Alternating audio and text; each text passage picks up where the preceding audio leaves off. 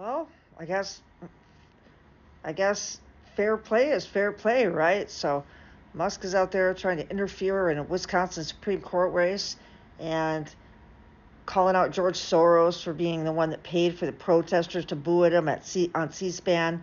Bullshit. People just hate you, Musk. And so I wake up this morning and I find out that guess who's also going to donate tons of money to the Supreme Court race? George Soros. About time, Soros. Be the boogeyman that they've always wanted you to be.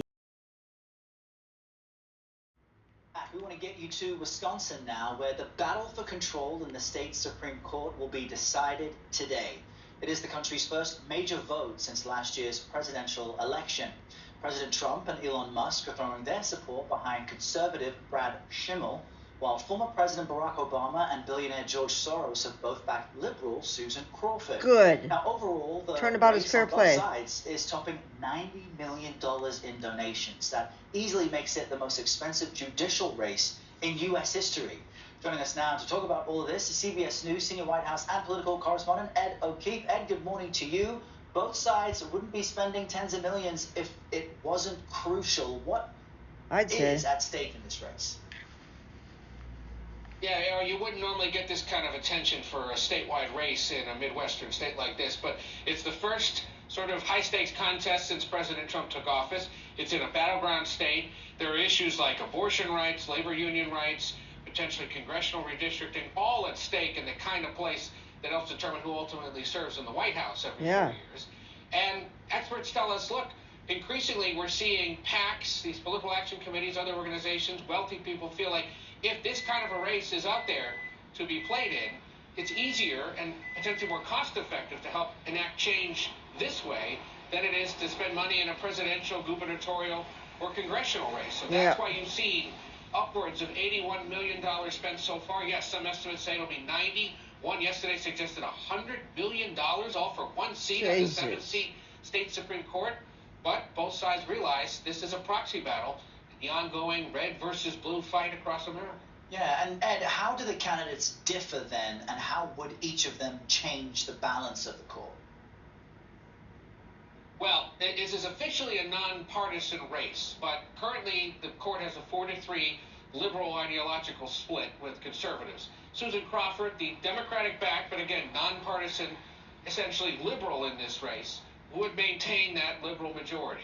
And she has been campaigning against Elon Musk, who has spent more than $12 billion of his own dollars in various ways, suggesting that she's running against the richest man in the world, and she can't quite understand why he's so scared of her. And she mentions issues like abortion rights, congressional redistricting, voting rights, the environment as things that could come before the court in the coming years. Brad Schimmel is the Republican-backed or conservative contender in this contest. He's a circuit court judge, former attorney general of Wisconsin. He suggests that he would help the court shift back to the right, become less activist-focused, and not necessarily, as Republicans like to say, legislate from the bench, but just interpret law in an objective way. Now, they both talk about being objective, but they say this at events sponsored by Democrats and Republicans. You might scratch your head and think, how on earth can anyone be objective or nonpartisan when they're clearly being supported in a partisan way? But this is the way Wisconsin runs its races. And so, Ed, how then is the issue of abortion playing into this race? What have the candidates said on that topic? So given the federal changes in abortion policy, there is one of those older laws in this state that in essence, if fully enforced, could basically criminalize or make illegal most abortion procedures. So there's a thought that at some point in the next 3 years here, Wisconsin's going to have to rethink its statewide abortion policy. So there's a thought that at some point in the next 3 years here, Wisconsin's going to have to rethink its statewide abortion policy.